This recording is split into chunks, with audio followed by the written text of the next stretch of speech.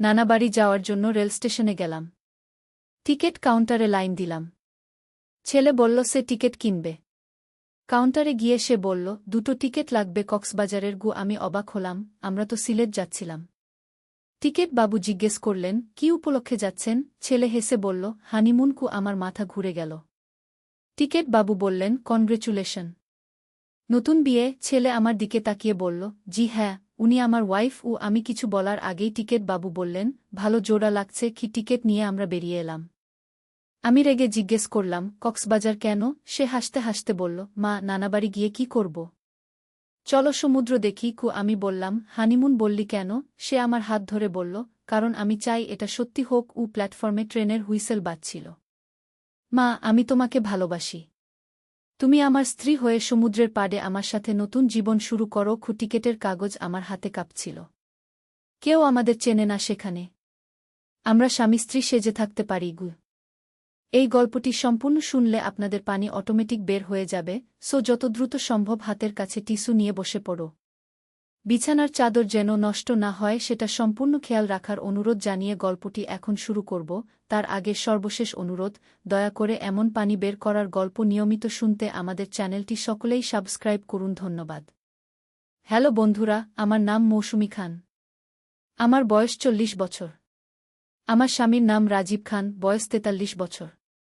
আমাদের 2 সন্তান, রাফি আর তনবি। রাফি 18 বছর বয়সী, কলেজে পড়ে। তনবি 10 বছর বয়সী, স্কুলে যায়। সেই দিনটা ছিল রোববার। স্বামী রাজীব অফিসের জরুরি কাজে ঢাকা গেছেন 3 দিনের জন্য। ছোট মেয়ে তনবি তার দাদির বাড়ি গেছে বেড়াতে। ঘরে শুধু আমি আর রাফি দুজনে।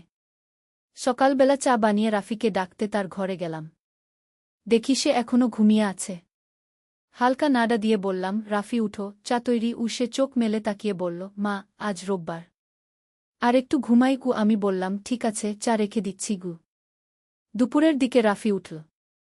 আমি খাবার তৈরি করছিলাম রান্নাঘরে। সে এসে আমার কাঁধে হাত রেখে বলল, মা, কি রান্না করছ? আমি বললাম, তোর প্রিয় চিকেন কারি। তার চোখে অদ্ভুত একটা ভাব দেখলাম। সে আমার গালে হালকা চুমু দিয়ে বলল, তুমি খুব ভালো মা। খাওয়ার সময় রাফি বলল, মা, আমি কি তোমার সাথে কথা বলতে পারি? আমি বললাম, অবশ্যই। সে একটু দ্বিধা করে বলল, মা, আমার একটা গার্লফ্রেন্ড আছে। আমি হেসে বললাম, ও, নাম কি তার? রাফি বলল, সীমা। কলেজে পড়ে। খুব সুন্দর। আমি বললাম, একদিন বাড়িতে নিয়ে এসো, আলাপ করব। বিকেলের দিকে আমি ব্যালকনিতে বসে বই পড়ছিলাম। রাফি এসে আমার পাশে বসল। বলল, মা, তুমি কি কখনো অন্য কারো প্রেমে পড়েছ?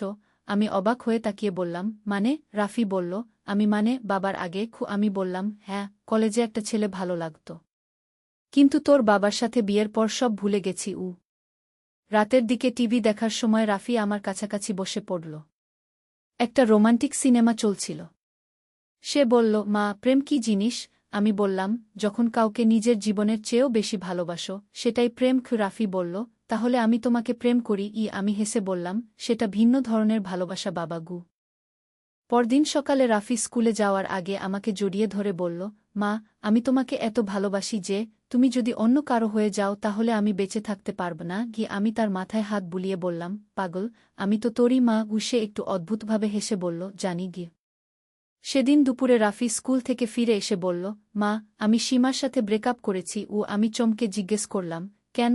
সে বলল, কারণ আমি বুঝতে পারছি আমি তোমাকে ছাড়া অন্য কাউকে ভালোবাসতে পারি না। আমার বুকের ভিতরটা কেমন জেন করে উঠল। 3 দিন পর রাজীব ফিরে এলো। সেদিন রাতে শোয়ার সময় সে বলল, মৌসুমী, তুই খুব চুপচাপ লাগছিস। আমি বললাম, কিছু না। রাজীব বলল, রাফি কেমন ছিল? কোনো সমস্যা করেছে? আমি বললাম, না, ভালোই ছিল। পরদিন সকালে রাফি স্কুলে যাওয়ার সময় আমার কানের কাছে ফিসফিস করে বলল, মা, আমি তোমার জন্য একটা চমক এনেছি। বিকেলে সে একটা ছোট বাক্স নিয়ে এলো। বলল, মা, এটা তোমার জন্য। খুলে দেখি একটা সুন্দর লকেট। সে বলল, এটা পরবে আমার জন্য? রাজীব লকেটটা দেখে জিজ্ঞেস করল, এটা কোথায় পেলি? আমি বললাম, রাফি দিয়েছে। রাজীব বলল, ও কোথায় এত টাকা পেল? রাফি এসে বলল, বাবা, আমি টুসনি করে টাকা জমিয়েছি। সপ্তাহখানেক পর একদিন রাতে রাফি আমার ঘরে এসে বলল, মা, আমি তোমার সাথে কথা বলতে চাই। রাজীব তখন বাথরুমে। আমি বললাম, বলো কি? রাফি বলল, মা, আমি চাই তুমি বাবাকে ছেড়ে দাও। আমি হকচকিয়ে গিয়ে বললাম, কি বললি? সে বলল, আমি তোমাকে বিয়ে করতে চাই। আমি রাগে কাঁপতে কাঁপতে বললাম, তুই পাগল হয়ে গেছিস? রাফি বলল, না মা, আমি কখনো এত স্পষ্ট ছিলাম না। তুমি আমার জীবনের একমাত্র প্রেম। আমি চিৎকার করে বললাম, আমি তোর মা। রাফি বলল, কিন্তু আমি তোমাকে অন্যভাবে ভালোবাসি। ঠিক তখনই রাজীব বাথরুম থেকে বের হয়ে এসে জিজ্ঞেস করল, কি হলো? চিৎকার কেন? আমি বললাম, কিছু না। রাফি নিজের ঘরে চলে গেল। পরদিন থেকে রাফির আচরণ আরও অদ্ভুত হয়ে গেল। সে আমার পিছু পিছু ঘুরতে লাগল। রান্নাঘরে গেলে এসে দাঁড়াত। আমার সামনে বসে অদ্ভুত চোখে তাকিয়ে থাকত। একদিন রাজীব অফিসে গেলে রাফি আমার কাছে এসে বলল, মা, আমি জানি তুমি আমাকে ভুল বুঝছ, কিন্তু আমার ভালোবাসা সত্যি। গিয়ে আমি বললাম, রাফি, এসব ভুল কথা। তুই আমার ছেলে। সে বলল, কিন্তু আমি তোমাকে মা হিসেবে নয়, একজন নারী হিসেবে দেখি। আমি তার কথা শুনে আতঙ্কিত হয়ে গেলাম। বললাম, তুই একজন সাইকোলজিস্টের কাছে যাবি কি? রাফি বলল, আমার কোনো চিকিৎসার দরকার নেই, আমি শুধু তোমাকে ভালোবাসি। সেদিন রাতে রাজীবকে সব খুলে বললাম। সে অবিশ্বাসের চোখে তাকিয়ে বলল, তুই কি বলছিস? আমি বললাম, আমি সত্যি বলছি। রাজীব বলল, রাফি আমার ছেলে, সে এমন কিছু বলতে পারে না। পরদিন সকালে রাজীব রাফিকে ডেকে জিজ্ঞেস করল, তুই কি তোর মায়ের সাথে অদ্ভুত কথাবার্তা বলেছিস? রাফি বলল, বাবা, আমি মাকে ভালোবাসি। রাজীব বলল, সেটা তো স্বাভাবিক। রাফি বলল, কিন্তু আমার ভালোবাসা অন্যরকম। রাজীব রেগে গিয়ে রাফির গালে চড় মেরে বলল, তুই কি বলছিস জানিস? রাফি ঠান্ডা গলায় বলল, আমি জানি আমি কি বলছি। আমি মাকে একজন পুরুষ হিসেবে ভালোবাসি। রাজীব আর কিছু না বলে রাফিকে ঘর থেকে বের করে দিল। বলল, তুই এই বাড়িতে থাকতে পারবি না। রাফি ব্যাগ গুছিয়ে বের হয়ে যাওয়ার সময় আমার দিকে তাকিয়ে বলল, মা, আমি তোমার জন্য অপেক্ষা করব। কিছুদিন পর শুনলাম রাফি তার মামার বাড়িতে উঠেছে। মাঝে মাঝে ফোন করে আমার খোঁজখবর নিত। একদিন সে এসে দেখা করতে চাইল। আমি রাজি হলাম না। মাস তিনেক পর একদিন রাফি বাড়িতে এসে হাজির। দেখলাম সে অনেক চিকন হয়ে গেছে, চোখের নিচে কালো দাগ। সে আমার কাছে এসে বলল, মা, আমি খুব কষ্টে আছি। আমার মায়া হল। বললাম, কি কষ্ট? সে বলল, তোমার জন্য প্রতিদিন কাঁদি, তুমি ছাড়া আমি বাঁচতে পারি না। আমি তার মাথায় হাত বুলিয়ে বললাম, রাফি, তুই একটা ভালো মেয়ে খুঁজে নে, বিয়ে কর, সংসার কর। রাফি বলল, আমি তো তোমাকেই বিয়ে করতে চাই। আমি বললাম, এটা কখনো সম্ভব নয়। হঠাৎ করে রাফি আমার হাত ধরে বলল, মা, আমরা কোথাও চলে যাই, যেখানে কেউ আমাদের চেনে না, সেখানে আমরা স্বামী স্ত্রী সেজে থাকব। আমি হাত ছাড়িয়ে নিয়ে বললাম, তুই সত্যিই পাগল হয়ে গেছিস। রাফি কেঁদে ফেল। বলল, মা, আমি তোমাকে কতটুকু ভালোবাসি জানো? তোমার জন্য আমি যে কোনো পাপ করতে পারি। আমি ভয় পেয়ে গেলাম তার কথা শুনে। সেদিন রাতে আমি আর রাজীব অনেক কথা বললাম। রাজীব বলল, রাফিকে একজন সাইকিয়াট্রিস্টের কাছে নিয়ে যেতে হবে। আমি বললাম, সে রাজি হবে না। রাজীব বলল, জোর করে হলেও নিয়ে যেতে হবে। পরদিন আমরা রাফিকে ডাক্তারের কাছে নিয়ে গেলাম। ডাক্তার রাফির সাথে একা কথা বললেন। পরে আমাদের বললেন, এটা একটা জটিল মানসিক সমস্যা, চিকিৎসা করতে হবে। রাফি চিকিৎসা নিতে রাজি হল না।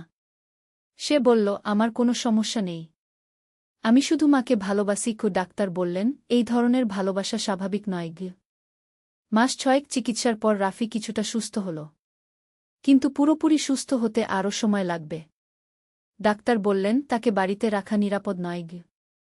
আমরা রাফিকে একটা হোস্টেলে ভর্তি করিয়ে দিলাম। সেখানে থেকে সে পড়াশোনা করবে আর চিকিৎসা নিবে। বিদায়ের সময় সে আমার দিকে তাকিয়ে বলল, মা, একদিন আমি সুস্থ হয়ে তোমার কাছে ফিরে আসব। এখন 2 বছর হয়ে গেছে। রাফি অনেক ভালো আছে। সে এখন স্বাভাবিক জীবনযাত্রায় ফিরে এসেছে। এমনকি একটা মেয়ের সাথে তার বন্ধুত্ব হয়েছে। মাঝে মাঝে বাড়িতে আসে, কিন্তু এখন সব স্বাভাবিক। আমি বুঝতে পেরেছিলাম যে রাফির সমস্যাটা ছিল অস্থায়ী। বয়ঃসন্ধিকালে অনেক ছেলেমেয়েরই এমন বিভ্রান্তি হয়, কিন্তু সঠিক চিকিৎসা আর ভালোবাসা দিয়ে সব সমস্যার সমাধান হয়।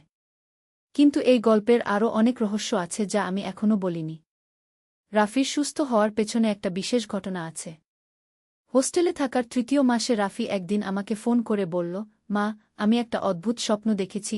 আমি জিজ্ঞেস করলাম, কি স্বপ্ন? সে বলল, দেখলাম একটা সাদা কাপড় পরা মহিলা আমার কাছে এসে বললেন, তুমি ভুল পথে আছো, তারপর আমার মাথায় হাত দিলেন।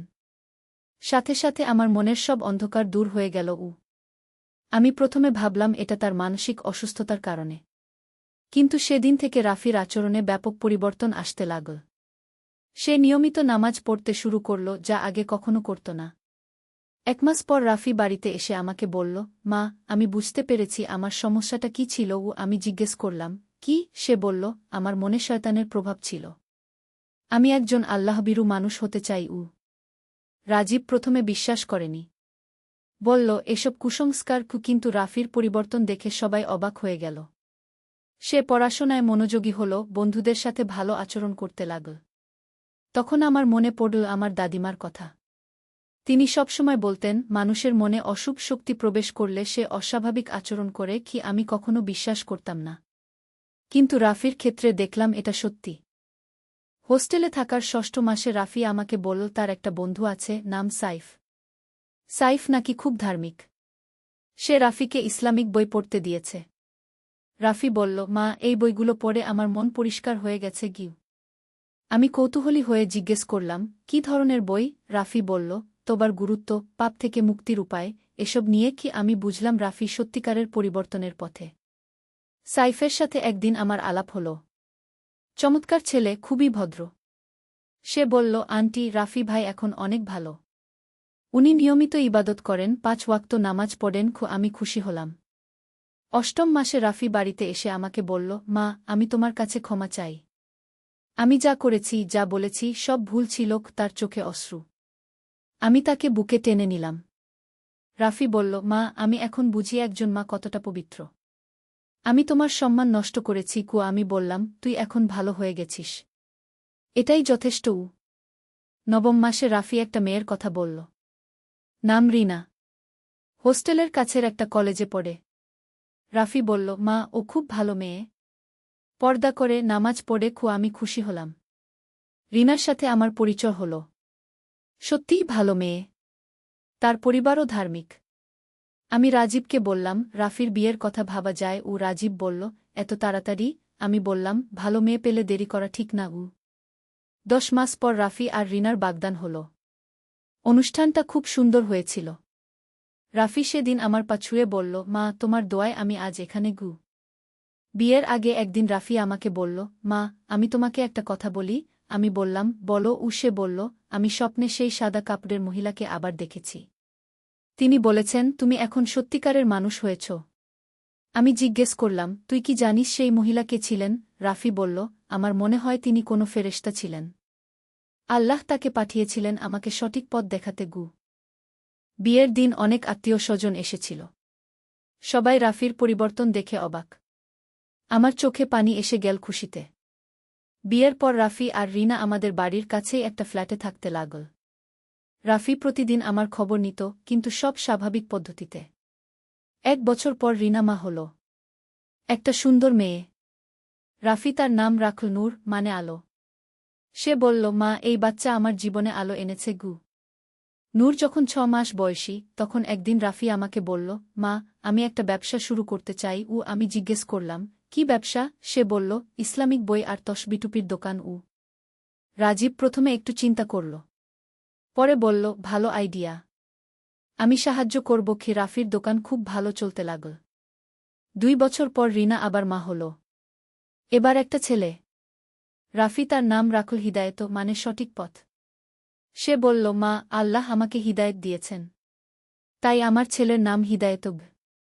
এখন রাফির বয়স 22 বছর। সে একজন সফল ব্যবসায়ী। তার দোকানে অনেক গ্রাহক আসে। সবাই তার সততার জন্য প্রশংসা করে।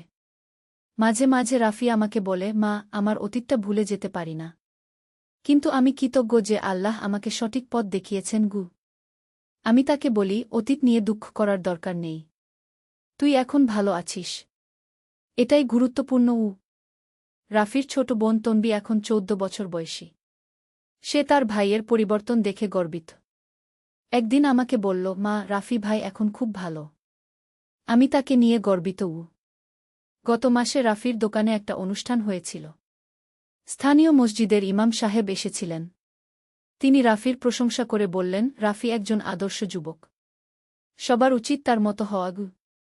সেদিন রাফি আমার কানে কানে বলল, মা, আমি জানি তুমি আমার জন্য কত কষ্ট পেয়েছিলে।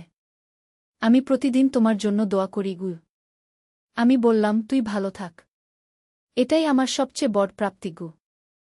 এখন আমি বুঝি যে জীবনে যত বড় সমস্যায় আসুক, ধৈর্য আর বিশ্বাস থাকলে সব সমাধান হয়। রাফির ক্ষেত্রে আল্লাহর রহমত ছিল। তাই সে এত সুন্দরভাবে পরিবর্তিত হতে পেরেছে। কিন্তু এই গল্পের একটা গোপন অংশ আছে যা আমি কাউকে বলিনি।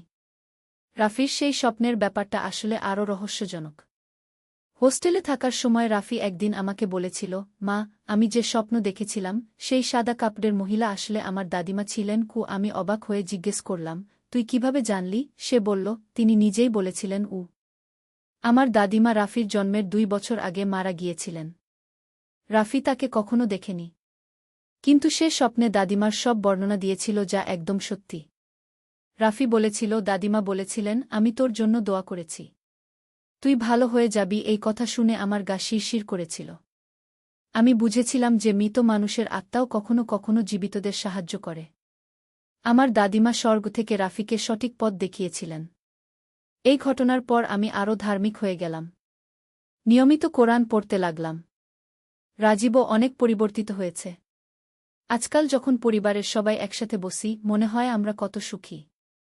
রাফির 2 সন্তান আমার কোলে খেলে। রিনা আমাকে মা বলে ডাকে। তন্বী পড়াশোনায় ভালো ফলাফল করছে। রাজীব মাঝে মাঝে বলে, আল্লাহর রহমতে আমাদের পরিবারে শান্তি ফিরে এসেছে। আমি বলি, হ্যাঁ, সবকিছুর জন্য আল্লাহর শুকরিয়া গু। গতকাল রাফি আমাকে বলল, মা, আমি একটা মাদ্রাসা তৈরি করতে চাই। আমি জিজ্ঞেস করলাম, কেন? সে বলল, যাতে অন্য ছেলেমেয়েরা সঠিক শিক্ষা পায়। আমার মতো যেন কেউ ভুল পথে না যায়। এই কথা শুনে আমার চোখে পানি এসে গেল। আমি ভাবলাম, আল্লাহ রাফিকে কত সুন্দর একটা মন দিয়েছেন। আমি এই গল্প বলার কারণ হচ্ছে সবাইকে জানানো যে জীবনে যত বড় সমস্যায় আসুক, হতাশ হওয়ার কিছু নেই। আল্লাহর রহমত সবসময় আছে। ধৈর্য ধরে চেষ্টা করলে সব ঠিক হয়ে যায়।